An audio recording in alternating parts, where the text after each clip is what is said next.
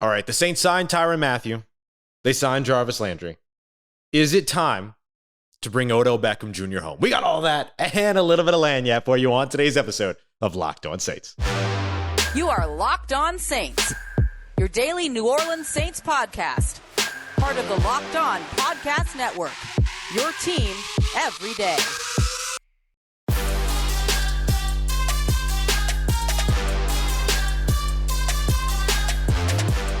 What is good, Who Dat Nation and Who Dat family? Welcome into this Friday episode of Locked On Saints, your daily podcast covering the New Orleans Saints. Part of Locked On Podcast Network, your team every day. Thanks as always for making Locked On Saints your first listen of the day every day. Don't forget, we are free and available on all platforms, including on YouTube as well. And I'm your host, Ross Jackson, at Ross Jackson Nola on Twitter. Tuesdays over at Locked On NFL. You can catch me as well over at USA Today's Saints Wire, and here with you every single Monday through Friday on Locked On Saints. In today's episode, I want to dive into having a little bit of fun, right? It's Friday. Let's have a little bit of fun. New Orleans Saints have already signed Tyrann Mathieu. They signed Jarvis Landry. They brought them back home. Is it time to pursue Odell Beckham Jr. as well? We'll talk about why. We'll talk about why not. And we'll break down whether or not the Saints could even make it happen. Then we'll take a look at the remaining salary cap space that the Saints have after signing their draft class, as well as those two key and impact free agents in Tyrann Mathieu and Jarvis Landry, and talk about what the Saints should do with that remaining funds, what they might do and what they probably will do. Then we'll wrap everything up with In Case You Missed It, getting you caught up on everything you might have missed over the course of the week. But let's start off with Odell Beckham Jr. Like I asked, is there a such thing as too much of a good thing? Maybe, right? It can happen. But let's just entertain this idea for fun for a moment that the New Orleans Saints could potentially continue their streak of signing LSU players. Wrote a piece over at Saints Wire earlier today about Mickey Loomis talking about the unique reception and unique reaction that has come with bringing guys like Tyrann Mathieu and Jarvis Landry home to the state of Louisiana, home to New Orleans. Tyrann Mathieu, of course, growing up in New Orleans. You have Jarvis Landry, who grew up in Metairie, where the Saints training facility is. And then, of course, Odell Beckham Jr., who's another free agent that's out there, who's another former LSU Tiger, of course, spent his time in the state of Louisiana as well. Now, there are some other LSU reunions that could potentially happen out there, like Darrel Williams, who's reportedly in New Orleans right now. No word on whether or not he's visiting the New Orleans Saints, but he's from Marrero, so he could just be at home, visiting home. There's Kwon Alexander as well, who of course goes beyond just the LSU Louisiana homecoming theme and into bringing him back to the New Orleans Saints, right? He's been there for the last 2 seasons. But one of the big question marks around the idea of signing Odell Beckham Jr. is, when will he be ready, right? He suffered that terrible and unfortunate leg injury, the ACL tear, during the Super Bowl, on his team's way to winning a Super Bowl ring and a Super Bowl championship. Exactly why he went to Los Angeles in the first place when given the option to do that after he was made a free agent in the middle of last season. And the reports were that he was very close to joining the New Orleans Saints late last season, but then the Rams kind of entered the chat a little bit late, and so he ended up going with Los Angeles, which turned out to be a good move for him because he went on to win a Super Bowl there. But remember, one of the big question marks once he joined the Rams was, are there enough targets to go around to keep him sort of satiated with joining that offense, with Cooper Kupp there, with Van Jefferson there, with, you know, the tight ends they have there with Tyler Higbee, so on and so forth, as well as, of course, adding Odell Beckham Jr. Now, you can legitimately ask that question about the New Orleans Saints if they were to add a 4th-star receiver, right? The Saints right now have, I would say, 2-star receivers, a superstar receiver in Michael Thomas, a star receiver or a great receiver in Jarvis Landry, and then a potentially great star receiver in Chris Olave, right? He's a rookie, so we should kind of temper a little bit there and wait and see what happens. But he has all the potential in the world to be a star receiver in the NFL, even if he is a number 2 guy to Michael Thomas. Then you add another star receiver while you've got Alvin Kamara and while you've got these tight ends that will hopefully be a little bit more impactful in the passing game in 2022. And yes, maybe then you get to a point where you have too many mouths to feed. But you know what? Who cares? Overkill. Go for it as far as I'm concerned. I don't think that the Saints will. I think that the question marks around too many mouths to feed that are currently there for the New Orleans. People are already asking that question about the New Orleans Saints, right? Are there enough targets to go around for Jarvis Landry, Chris Olave, Michael Thomas, and Alvin Kamara? The answer is yes, right? Like nobody's asking that question to the Tampa Bay Buccaneers, who have Mike Evans, Chris Godwin. They just brought in Russell Gage, and then they have Leonard Fournette and Rachaad White, who are going to catch passes out the backfield. Plus they have Cameron Brate and they've got OJ Howard. They might have Rob Gronkowski. No one's asking that question to Tom Brady, who's probably going to throw the ball fewer times than Jameis Winston will in 2022. So we know what that narrative is, right? Like that narrative is just a lack of confidence in the Saints offense, which is fine. Sleep all you want. But I do think that adding a fourth big name wide receiver effectively in Odell Beckham Jr. could be a little bit of overkill. But there is something worth inspecting here because he's not going to be ready to go at the beginning of the season.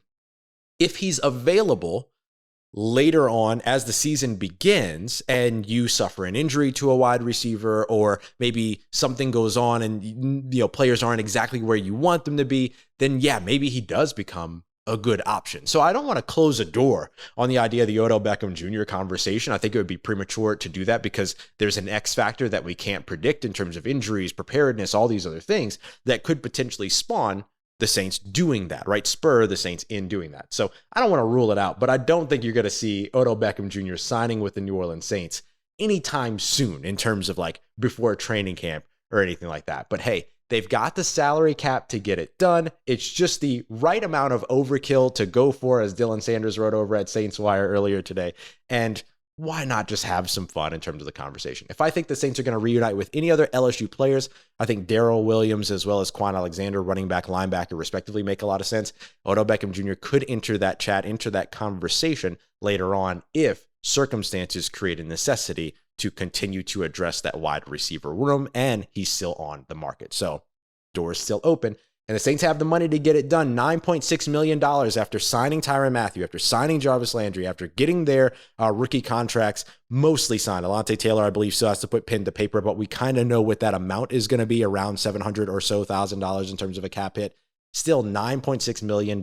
So let's talk about how the Saints got here, why people are shocked that the Saints are here, and we'll talk about what the Saints should do with those remaining funds as well. We're going to break all that down as we continue on with today's episode of Locked On Saints. Now, the NBA playoffs are underway, and BetOnline has everything that you need to get in on the action. You want to bet on point total over-unders. You want to bet on individual player over-unders, prop bets. You want to just take a look at the line or the money line. There's a bunch for you to look at as the Eastern Conference and Western Conference finals continue to roll along. I did not expect what happened to the Heat last night to happen to the Heat last night. The NBA playoffs, of course, always unpredictable. So go and get in on the action. Make it even more fun by, getting in on all of that, right? Embracing the sweat a little bit with BetOnline, our friends over there. So you can check them out. You can also take a look at live betting. There's NHL, there's MLB, there's esports as well. Like there's so much that you can get in on whenever you are ready. And that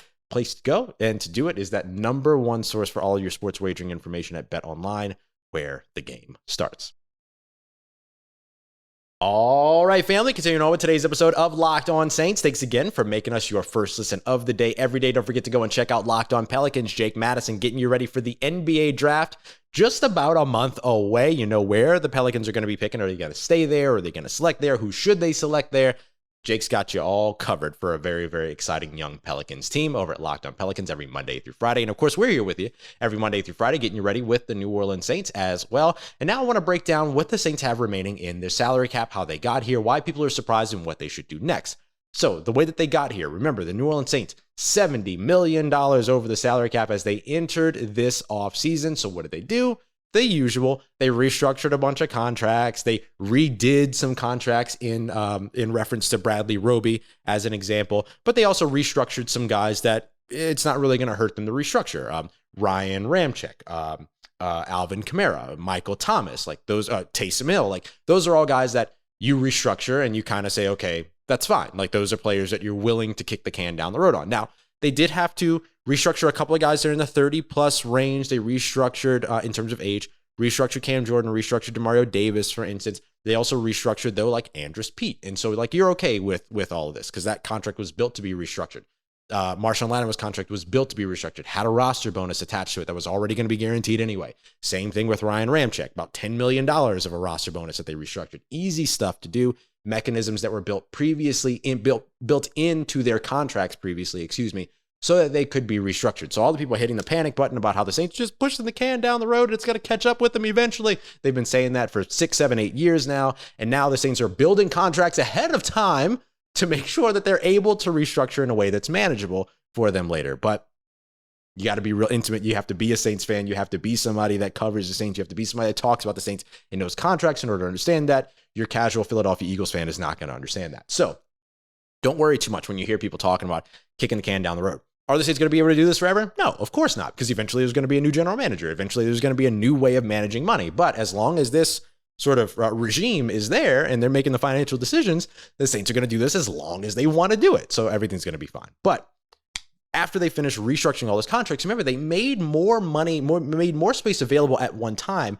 than we're used to seeing them. The New Orleans Saints' usual structure is make a little bit of money, spend a little bit of money, make a little bit of money, spend a little bit of money, so that they're only creating the salary cap space that they feel like they need. But remember, they were in pursuit of Deshaun Watson earlier on this season. They needed to clear like $25 million of salary in order to be able to get him in and under contract so they could then restructure his contract and all this other stuff. But that didn't happen. And honestly, that might have been the best thing that could happen to the New Orleans Saints. Right after that, they get their contract done in terms of re-signing Jameis Winston. They land this great draft class. They end up getting 2 first-round picks because you have the funds to be able to carry a couple of first-round rookie contracts for a few years. They bring in Tyrann Mathieu, sign him to a multi-year deal that should keep him in New Orleans for at least 2 years, maybe even longer, if they decide that they want him to stick around and he wants to stick around. They sign Jarvis Landry. The New Orleans Saints ended up turning what was going to be one contract for a quarterback that might not even play in 2022 into several key players that end up impacting them and making them a playoff team potentially in 2022. And I would even say likely in 2022. So that's how the New Orleans Saints got here. Why are people mad about it? You'll remember I talked about, if you caught yesterday's episode, I talked a little bit in our, we're calling it Bayou Breakdown for right now, but just kind of hitting a couple of quick hitting stories. Pro Football Focus put out salary cap health rankings, and the Saints were number 32 there. And so the replies and all this other stuff, like everybody that's talking about it, were all full of people saying, well, now the New Orleans Saints, it's going to catch up with them eventually, and they're going to be in trouble and blah, blah, blah. But then it's really interesting is that I looked at like kind of like teams 1 through 16 and in teams 17 through 32. So the 16 best, quote unquote, salary cap health teams, and in the 16 worst, quote unquote, salary cap health teams. And the interesting thing is that teams 1 through 16 had 4 playoff teams. Teams 17 through 32 had 10 playoff teams. Teams 1 through 16 had a 43% win percentage. Teams 17 through 32 had a 55% win percentage. So it's almost like if you spend money to improve your team and build your roster, that you might win more games. So that's why I don't panic about the New Orleans Saints and their salary cap situation. People saying, oh, they're already $60 million over the salary cap next year. Yeah, sure. And then the next year, they'll be $60 million over the salary cap again, or something like that. Now, the Saints, as of right now, can help themselves if they want to when it comes to that number in terms of their overage for next year. $9.6 million available right now, okay? They could go out and sign a Darrel Williams. They could go out and sign a Kwon Alexander. In either case, those are probably going to be vet minimum deals. Those are not going to be $3 million, $7 million, $8 million deals, right? So with that being the case, the Saints could sort of stockpile a little bit of that money and roll it over into next year to give themselves some salary cap relief as that sort of TV contract picks up and things like that. We're expecting the salary cap to start to jump 2023, 2024, we'll see when the massive jump really is, but the Saints should be okay and could actually help themselves if they decide to just bring in a couple of veteran contracts for the rest of this free agency. They still have some spots to fill out when it comes to the roster and fine tuning and moving some things around. They'll waive some players, sign some players, all that. We've already seen them start that process throughout mini camps. Joshua Black, for instance, who was a minicamp tryout guy, he ends up getting signed. They end up moving on from a couple of other players. Dylan Sanders going to PUP, all of that. So there's a whole bunch of ways that the Saints are going to continue to move players around. And because of that, they also have the ability to move money around. And so they could roll some money into next year or protect themselves against any injured reserve situations, incentives, things like that, operating procedure costs, procedural operation costs, if you will, and then end up rolling some money to give themselves some salary cap relief next year. That's a way to do it. Or they could sign Odell Beckham Jr. I don't know. We'll figure it out. So the New Orleans Saints, they'll take care of all that. They'll make all those decisions. But that's how the Saints got here. That's what the Saints have left. That's what the Saints could do. And that's why people are mad about it, because they wish that their teams, their favorite team, just like your favorite team, would be doing it for their fan base. All right, coming up next, we're going to go through In Case You Missed It. This is our Friday segment. We'll do every Friday. Just a bunch of rapid fire stories throughout the week to make sure you're all caught up with everything that's going on around your New Orleans Saints. We got that coming up for you as we continue on to wrap up today's episode of Locked On Saints. I gave y'all a lot of credit yesterday because I told you about how you bought out Built Bar's Built Puff birthday cake flavors. And I meant every bit of it. They were covered in white chocolate. They were fantastic. It's like dipping your hand in like marshmallow fluff, but it tastes like birthday cake. Pretty incredible. However, now your next task is to sell them out or buy them out of those brownie batter Built Bars. Because when I tell you that these are the best Built Bars, the best protein bars ever created, that man has ever laid eyes on, I'm telling you the absolute truth, because I've laid eyes on every single protein bar that's out there. Every single one. Name it. I've laid eyes on it. Might not have eaten it because it looks gross, but Built Bar, that's not a problem. Covered 100% chocolate, marshmallow on the inside, brownie batter flavor. Think about your favorite brownie batter. That's what it tastes like. They're incredible. These protein bars are ridiculous. You forget they're protein bars, which is the really, really nice part about all this, right? They're protein bars that taste like candy bars. About 6 bites and you're done, right? You don't have to try to wolf it down or power it through and drink a whole bottle of water while you're trying to power all of it down. It's gross. Not with Built Bars. You don't have to worry about any of that stuff. So go and check them out. You have to try these brownie batter Built Bars. I promise you, you will not regret these protein bars. And of course, you can check out everything else they've got over on the website as well over at built.com. Don't forget to use the promo code LOCK15, LOCKED15, so you can get 15% off. That's 15% off with the promo code LOCK15 at built.com. Let's get it, Who Nation. Wrapping up today's episode of Locked On Saints with In Case You Missed It, a segment to get you caught up on everything going on around your New Orleans Saints throughout the week. Want to start off, of course, with Jarvis Landry. The Saints over the course of the last weekend signing Jarvis Landry, bringing him in. There's no way you missed it, but in case you did, it's a 1 year, $3 million contract with $3 million in incentives. We broke down the contract in yesterday's episode if you want to get to the nitty gritty of all of that. But Jarvis Landry now joins Michael Thomas, Chris Olave, Jameis Winston, Alvin Kamara, and we'll see what happens with the tight end room. But I think Adam Troutman could potentially, I don't know, we'll see. But anyway, joins a very, very exciting offense, an offense that gets more and more exciting by the day in New Orleans. In case you missed it, Sean Payton signed a deal reportedly with Fox to be a studio analyst filling in on days that Jimmy Johnson is gone. Jimmy Johnson's kind of been doing most of his stuff since the pandemic from home anyway, so we should see a lot of Sean Payton for those Sunday games. It doesn't seem that he's going to be calling games or in the booth. It seems that he's going to be a studio analyst, so you get to see a bunch of them. You get to see a lot of in-depth conversation with him, a lot of pregame stuff, a lot of halftime stuff. So really looking forward to seeing that. In the same vein, in case you missed it, Drew Brees stirred up a big time stir across Twitter because he mentioned that, or rather a story broke reporting that he won't be back at NBC. He clapped back at that report, basically saying that, like, look, whatever's going on with me, I'ma tell you, okay? I'm a G. I'ma tell you what's going on. So I might be back at NBC. I might play pickleball. I might focus on my business and philanthropy. I might come back and play football. And that's where everybody went crazy. That was the moment that everybody lost their minds because they believed that Drew Brees was actually potentially thinking about coming back and playing for the New Orleans Saints. He, of course, just had shoulder surgery like 2 weeks ago. So no, he ain't coming back to no football, but it was a funny, funny moment. So we'll see exactly where he goes. Could he end up going and teaming up with Sean Payton at Fox? That would be pretty cool. Be pretty cool to see. I saw a lot of people who mentioned, why would Fox give him a contract if NBC won't bring him back? And since he struggled so much last year, I liked Drew in the NBC game, in the Notre Dame games. I liked him for the NBC, like Saturday or Sunday night football, like shows and stuff like that. I liked watching Drew. So I don't know. We'll see. We'll see where he ends up. The New Orleans Saints made a slew of roster moves over the course of this week as well, including headlining here, reuniting with Devine Ozigbo, the former undrafted free agent running back that came out of Wisconsin, signed with the New Orleans Saints a few years back, had a standout preseason, standout training camp, all that, ended up being released by the team to the confusion of a lot of Saints fans, but then had some, caught on with a couple of other teams, including the Jacksonville Jaguars, was back with the Saints last year, caught a pass in the Seattle Seahawks game, played some special teams roles, but is now back in New Orleans as the New Orleans Saints are looking to continue to shore up and build up that running back room, bracing for a potential suspension for star running back Alvin Kamara, but we'll see where that goes. His hearing is expected August 1st or at the beginning of August, but still no pleas, nothing like that. So we'll see. That process is going out or is going to be drawn out.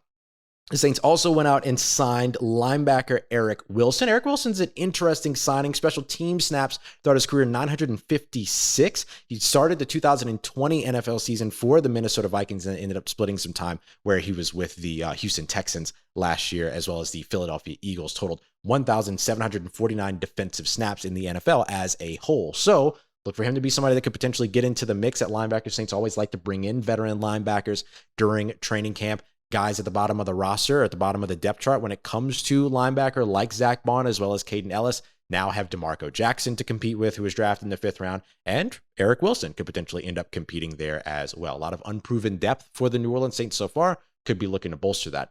Similarly, the Saints also released an offensive lineman, undrafted free agent out of Iowa, named Eric Wilson. So pretty funny there. Well, not funny that he got released, but Eric Wilson. Don't make me out to be a bad person. The Saints also signed offensive lineman Josh Andrews, who played majority for the Atlanta Falcons last year, special teams role. Saw some snaps at along the offensive line in 2020, but he's a versatile piece. Plays a lot of special teams, things like that. Could just be a training camp body that ends up coming in and supporting, but at least he has some veteran experience there. The Saints waived wide receiver Jalen McCleskey, formerly of the Tulane Green Wave. They also waived Cole Cabral, who is another undrafted free agent from this offseason, as well as Joe DeBlanco, the linebacker from Cincinnati, who was a UDFA. And then they ended up waiving 2 tight ends, Dylan Sainer as well as Ethan Wolf, both with failed physicals. Dylan Sainer landed on the physically unable to perform list. So there's a chance that you could see him this season, but certainly not for the first 6 games with that being the case. But I don't think that you'll see Dylan Sainer on the roster this season. And finally, I want to talk about Mickey Loomis's comments at the Saints 2022 Hall of Fame Golf Classic. Talked a little bit about how he saw the unique response to Tyrann Mathieu and Jarvis Landry signing, not just from the fan base, but even the excitement that came from those guys. He kind of talked about them as being like grown men, but they're like kids, right? Like they're excited to come home and all of that. So he kind of elevated that part of the conversation, also elevated the piece of the conversation that was like, look, if these guys were from New Jersey, they would have tried to sign him anyway, right? Like that was his exact example. But he was excited for the fan base, excited for the players, and excited for the team because of what those players bring to the team. But it is interesting, sort of this alignment of the New Orleans Saints organization as a team, as well as the city of New Orleans, the Gulf region, and New Orleans Saints fans across the world. Remember, they're global, right? Playing in London this year and all that as well. That there's a real connection in terms of the culture in between all that. And now something a little bit more specific about that culture, bringing players back to Louisiana that are from Louisiana, and each that are going to be leaders on the offensive and defensive side of the field. Like it's possible that Tyrann Mathieu is a captain this year. He's taking over the role of a captain in Malcolm Jenkins. Jarvis Landry could end up being a captain as well. The 1-year deal makes it feel a little bit unlikely, but it could happen. Right. So I love what the New Orleans Saints have done so far. And I like that they're kind of revamping their culture, which was already positive, into another positive. Right. One of the things that I got challenged on not too long ago was this idea that the Saints don't have a clear leader. I don't believe that. I just think that that leader isn't necessarily at the quarterback spot or at the wide receiver spot or on the offensive line. It's yes to all things. Right. Like you have leaders at every level of the offense. You have leaders at every level of the defense. And then you have a coach that's going to try to unite all of that in Dennis Allen. It's a tall task, but it can happen, right? It's not, and of course he has rapport with that entire defense and has the respect of that entire offense because of how good the defense has performed. So really, it's not that tall a task, if we're being honest. But I do love what the New Orleans Saints have done so far, and the way that culture is still such a big focus for them, even though now it looks a little bit different. But I think it's even stronger than it was before, bringing players back home and having players from Louisiana connect with fans in Louisiana. I think that's a huge, huge piece, and New Orleans Saints are doing it right. So with the New Orleans Saints doing all this, bringing in these players, doing everything right, building the culture, what is the one thing that can hold them back in 2022? Because there's one element, it has nothing to do with personnel. I'll tell you that now. One element that could hold the New Orleans Saints back. Will it hold them back? I don't think so. We'll talk about that on Monday's episode as we look ahead to the 2022 season and keep you up to date with everything going on around your New Orleans Saints every Monday through Friday. Thank you so much, as always, for making me a part of your day and your first listen of the day. Now go and check out Locked On NFL. Get everything you need to know around the league in less than 30 minutes, wherever you get your podcast and on YouTube as well. I appreciate you, as always. Make me a part of your routine. And for everything else that you need around your New Orleans Saints in between these episodes, make sure you follow me on Twitter at Ross Jackson, NOLA. Hit me up. Let me know how the family's doing. Let me know how you're living. Let me know how your mom and them. And trust you, that nation. I'll holla at you.